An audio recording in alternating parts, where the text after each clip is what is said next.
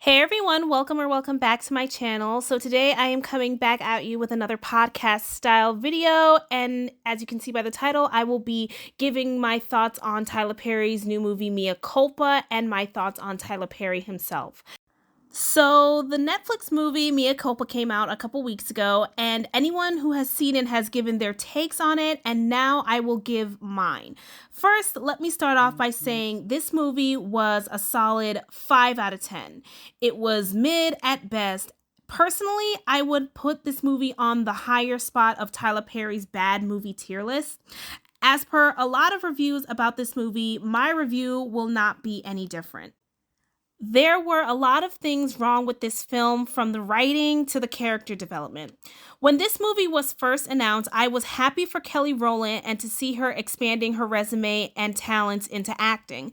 However, upon finding out that this would be a Tyler Perry film, I became uninterested. The trailer itself had me upset to a certain degree because I thought the plot would be another case of a black woman jeopardizing her career for a black man and some D, especially one who is accused of unaliving his girlfriend. Then I got a few spoilers from TikTok reviews, and I decided to watch the movie myself to form my own opinion. And I will say, overall, the acting on Kelly and Trevante Rhodes' part was decent at best. From the jump, I really could not stand Mia's husband, and I didn't even know that Kelly's character was supposed to be married until I saw the movie. I couldn't stand her mother-in-law as well. The way Tyler Perry wrote her character in true Tyler Perry fashion was lazy, over the top with her overt while trying to be covert racism and microaggressions. The problem I have with Tyler Perry and how he writes racism or racist characters is that, like his other work, he writes them so cartoonish and over the top to the point where it comes off as unrealistic and unbelievable. And I'm not fully into how he does it because it seems like he's always trying to be serious about a point, because I get that he is a boomer Gen Xer from down south and he probably has faced racism or seen racism played out in front of his eyes. So he tries to put that in his story, especially since racism or microaggressions or whatever we are talking about in the Black community is one of those hot topics. And this was definitely one of those cases where he tries to put it in to make it seem like he's touching on deep topics or he gets people to think, but what it really does is makes us laugh and give you a side eye. I also do not like how he wrote Shannon Thornton's character to be just a copy and paste version of her character Keyshawn on P-Valley. She was meek and letting her husband and his mother control and talk down to her. She made very bad decisions which get her in trouble because she didn't think things through. Other than that, she did not offer anything special to the film. And according to some other people, they said, hey, if Tyler Perry writes a character that's a best friend, you know it's not going to be anything good or it's not going to offer anything. And I honestly do feel bad for Shannon Thornton because I actually do want more for her. And I did like her on P-Valley, and I can't wait for that to come back. The same thing with Mea. She was timid and just kind of let things happen, even when her husband's mother was blatantly insulting her in front of her and other company. Like when she blatantly at the dinner table said, oh, your next wife will be on time, and shoving this new girl in her face. She basically is holding down the family on her income, which is a typical trope in Tyler Perry scripts. And the scene where she tells him to pay a bill when he tells her not to take the case because his brother is the prosecutor, part of me was waiting for him to say he will pay the light bill. That one would have really sent me up the wall, and I believe Tyler Perry would have included that if he had not gotten backlash for that interview a while back. Now, moving on to Trevante Rhodes' character. I feel so bad for him, as well as Kelly, Shannon Thornton, and Ron Rico Lee's character who plays Jimmy in the show. Because Trevante is a pretty good actor, and so is Ron Rico Lee's, because I've seen him in a couple of other projects. And Kelly also has her experience with acting. She has done movies in the 2000s, like Freddy vs. Jason being one of them. I've seen Trevante in Moonlight, Bird Box, and just like other actors I've seen in Tyler Perry projects, He was better in those projects than this. His character was so monotone, and he probably questions why he was there and why he made this decision in the first place. There have been times where I've seen people criticize the acting in Tyler Perry projects, his movies and shows, and how bad it is. But when I see some of those same actors in other projects, especially if they were well written or well known or experienced to a certain degree, they have acted better in those projects than in Tyler Perry projects, which is why I believe this is a case of good or at least decent actors working with a bad script or bad direction. This reminds me of Dev Patel, who was in an Oscar-winning film Slumdog Millionaire, but ends up in a critically panned movie, The Last Airbender by M. Night Shyamalan. Speaking of which, Tyler Perry seemed like he was trying to copy the M. Night Shyamalan formula by using plot twists for his film, but became M. Night Shyamalan in how increasingly worse and critically panned his movies and projects have become. This did not need to be a 2-hour film. If anything, an hour and a half or an hour and 45 minutes at best. The plot went everywhere, was all over the place. We did not see one courtroom appearance or one courtroom scene. How comes they say that there were brain fragments on the paintings and blood, yet the girl was alive in the DR? Also, when she sprayed Kelly with that cleaning solution and it made her do all that falling over and tripping up, I'm like, come on, Tyler. The end part where we find out that the entire family conspired to unalive Mia and that the mother never really had cancer in the first place, and to frame Zaire and get rid of Mia and Shannon Thorpe's character. Shannon Thornton's character. I forgot her name. Charlize, I think it was. And they set this whole thing up to get back at both Mia and her sister-in-law for cheating on their husbands with Zaire. I mean, how it all connects to this point still does not make sense and leaves more questions than answers. And honestly, just like a few projects before this one, Tyler Perry movies will have you losing brain cells.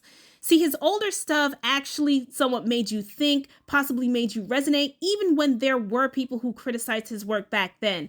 Now, those same people have ammo to say, yeah, his projects are not realistic and his projects are not good. And now Spike Lee's comments are starting to make more sense in this case versus back then. And side note, Spike Lee definitely had a lot to say about Tyler Perry in the 2000s, but I just want to point out that Tupac actually called out Spike Lee for the same things that he was calling Tyler Perry out. So goes to show that Spike Lee, A, may not be the most innocent in this, and B, is no different from suffering from the words of critics. And you know what they say, everyone is a critic. So I just want to put that out there. While Spike Lee was calling out Tyler Perry, Tupac was calling out Spike Lee in the 90s for the same things. In terms of the plot and theme of this film, Tyler Perry presents it as a thriller, murder mystery, drama, horror, and even if it touches on these genres, it doesn't fully embody either, except maybe the drama. It seems like he thought he was being clever by throwing all these themes and genres together to expand his reach, but all it does is fall flat. He throws sexual themes that also don't make sense. For instance, the red light underground dungeon party trying to give Addicted by Zayn sprinkled in with 50 Shades of Grey. The scenes close to the end where the mom and the brother-in-law along with her husband try to unalive her, attempting to be Get Out, was ridiculous. Tyler Perry attempting to fool the audience with a plot twist of, instead of the dark-skinned man as the villain and the light-skinned man as the hero, he role reversed it, and it also fell flat and went over everyone's head until you really start to pick it apart. All in all, this movie was a collage of different themes from different works like A Fall from Grace, Addicted, Temptation, Confessions of a Marriage Counselor, Get Out, 50 Shades of Grey, Basic Instinct, Fatal Attraction, etc. Yet all these things seem to clash with one another and do not make sense. Now, as far as the main casting, I will say, Kelly and Travante are good-looking people, and Tyler Perry seems to only care about that part. Lately, almost all of his projects, movies and shows, when it comes to the casting, particularly the male roles, it's always these hot, hunky, good-looking, muscular, sexually appealing guys. At this point, to me, it's clear that Tyler Perry knows what he's doing. If he can't write a good, compelling, or worthy script, then he'll just sell on the guys being eye candy and sex scenes at best. And at worst, the same stereotypical tropes, bad wigs, trauma themes, etc. The main thing I see people complimenting this movie on was the scene between Kelly and Travante with the paint. Other than that, most people are calling it trash or mid at best. The issue I have with Tyler Perry and his diehard supporters is that they like to use the talking point and the fact that Tyler Perry gives black people a job or gets them work. He pays his actors handsomely. He's a billionaire who built his own studio independently, etc. All that to excuse or even justify the lackluster quality in the writing, direction, and production of his work. I noticed this from observation. The main ones who I see going hard for Tyler Perry, even when the evidence and the truth is like in front of their faces, tend to be the Gen Xer and Boomer crowd. It always tends to be a Gen Xer and a Boomer crowd, and it goes to show that it seems, like I said, Tyler Perry seems to cater and pander to the most common denominator in the least common denominator in the black community. These same talking points went from being pointing out admirable qualities in him to finding pathetic excuses to keep supporting his lackluster work. Tyler Perry really, at this point, caters to the lowest common denominator in the black community. And I don't mean to sound elitist, but he caters to the low income, low self-esteem, low vibrational, low standard, and low IQ in the community. The ones who are easily impressed by his work, no matter how bad it is. It also seems those same people who overtly praise and blindly support Tyler Perry are definitely in that older generation crowd, i.e. Gen Xers and Boomers.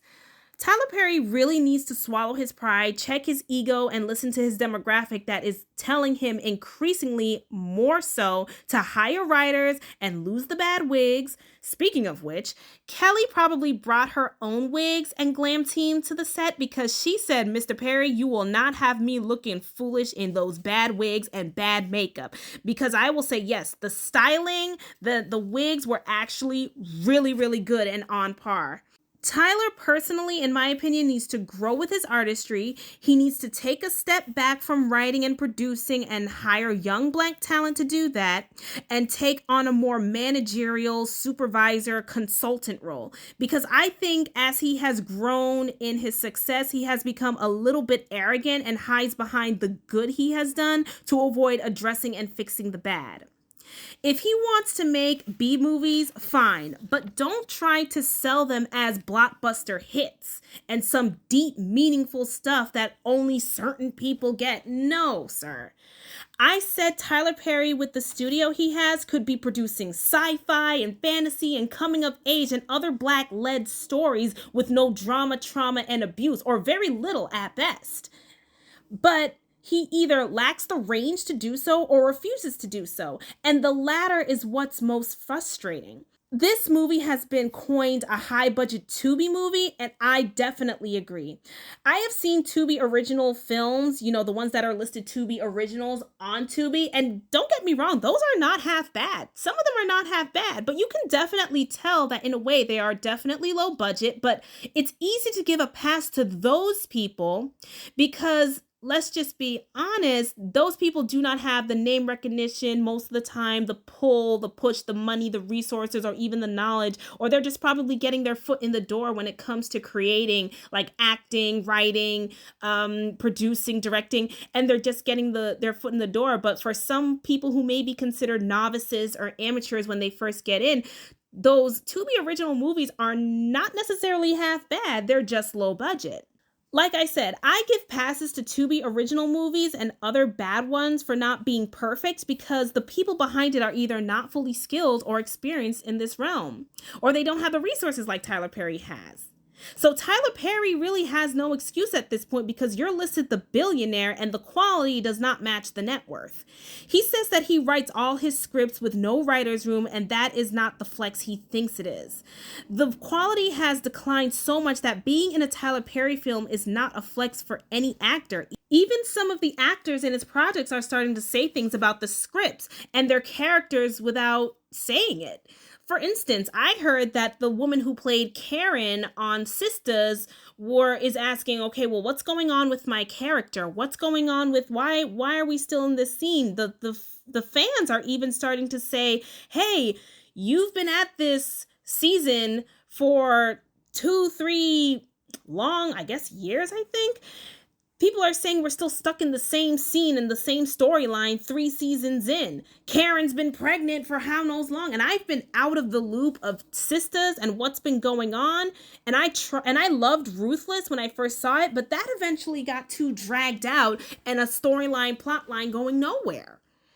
And people are understanding and trying to ask, or people are trying to understand where their character is going. I even heard, I think his name is Aaron O'Connor. He played Wyatt on The Haves and the Have-Nots. And towards the end there, he was saying, they were mentioning about relationships in that final show, Sit Down. You know, this was when the show ended. And he said, well, I just want to know, well, you know, what's going to go on for my character. I want to know if my character is going to get a love interest. It's like they're saying it without really saying it out loud. It's like what happened with Sam Levinson and Barbie Ferreira.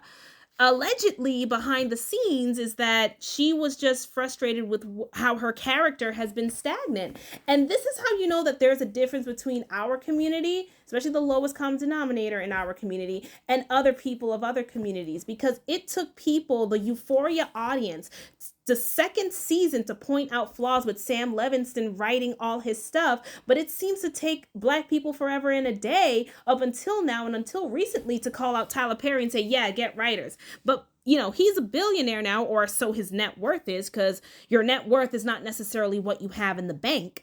But he's where he is, and I feel like it's made him a little bit cocky, and I think he tends to overlook the criticism, which is very much increasing, and just tries to look at those 1-2 handfuls of good people saying that I love your work no matter what. And that's annoying. But notice how Euphoria is kind of going downhill, you know, for a number of reasons. But one of the reasons is because Barbie Ferreira is leaving her role as Kat. And part of the reason was because she felt that her character was being stagnant and the story was not going anywhere. And I actually heard in a video that people say, you know, there are actors who look at certain scripts and they say, okay, we may not be feeling this. We know it's trash. I think one person mentioned Viola Davis's book who mentioned this. They say, you get the script. You know whether it's going to be good, bad, mid to you. But sometimes beggars can't be choosers, and it's a job and you go do it to the best of your ability.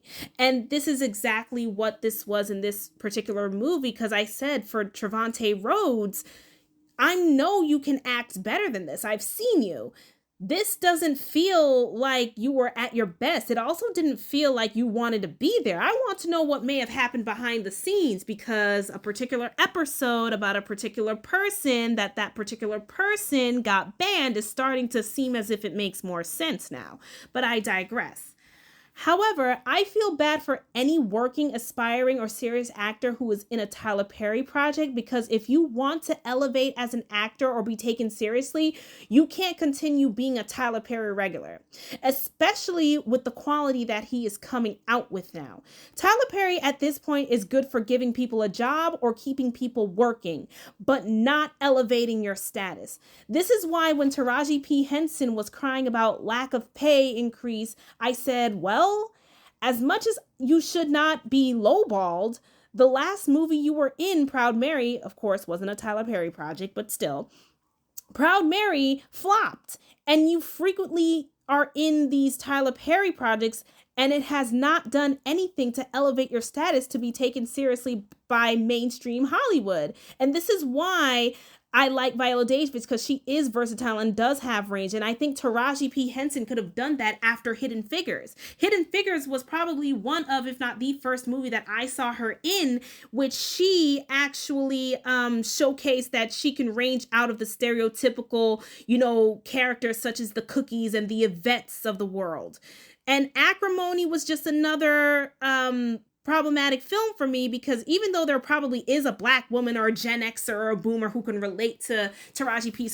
Henson's character in that movie, it's just the same tired, played out trope of a black woman suffering or long suffering. It's kind of like he said, Diary of a Mad Black Woman, but times 10. And it was annoying. A Fall from Grace is really what did it for everyone. But I digress. I'm also convinced that Tyler Perry won't hire writers because he's too cheap and possibly a little too easily bruised, fragile ego to do so. And the ones he has hired, because it was announced some time ago that he has hired 2 or 3 writers to write for his other shows, I also believe those ones that he hired for some of his shows are to pacify the public so we can shut up about him needing writers, and B, if it goes bad, he can say, see, this is why I don't hire writers. I also believe that the writers he does hire are not unionized, because that's why he got rid of his old writers' room when he was doing Tyler Perry House of Pain and Meet the Browns. Tyler Perry is actually on the do not work with list of the Writers Guild of America, and after hearing why, I'm not shocked. Because of the current state of the quality of his work, I was not impressed when it was initially announced, though later redacted, that Tyler Perry bought BET and VH1. To be honest, I'm kind of glad the deal fell through. Don't get me wrong. It would be nice to see BET Black owned again and VH1 Black owned for the first time, but let's be really, really honest. With the content and quality of such that Tyler Perry is putting out now, we wouldn't be really getting anything different or better. I think we need to stop being so desperate for wins and representation that we become accepting of anything. This, I believe, Tyler Perry bets on when it comes to us. Some of us in our community do have low standards and a low threshold when it comes to support, specifically for Black men, and that has been to our detriment, specifically as Black women. Part of me doesn't even believe he wrote the Jazz Man's Blues, because I didn't see it, but some people were saying it was good, mainly because there were no bad wigs in sight, and it was one of his better written movies. Now, all in all, do I think there are some haters out there who want to complain for the sake of complaining? Yes.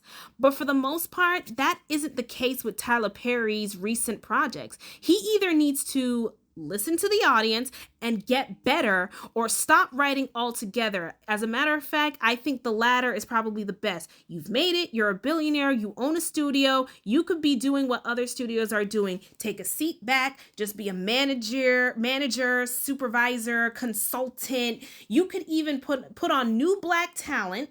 You could put on new Black talent in the writing, in the acting department. You could do that. And you could even have them produce their own films out of your studio. I mean, I think that would be great. So, yeah, I personally believe that Tyler Perry either needs to get it together, or, like Kendall St. Charles said back in her old post, stop it. Just cut off the supply. So yes, that's all I have to say. Tell me what you think in the comments below. Don't forget to really hit that like button. Don't forget to comment and subscribe, and I'll see you in the next one.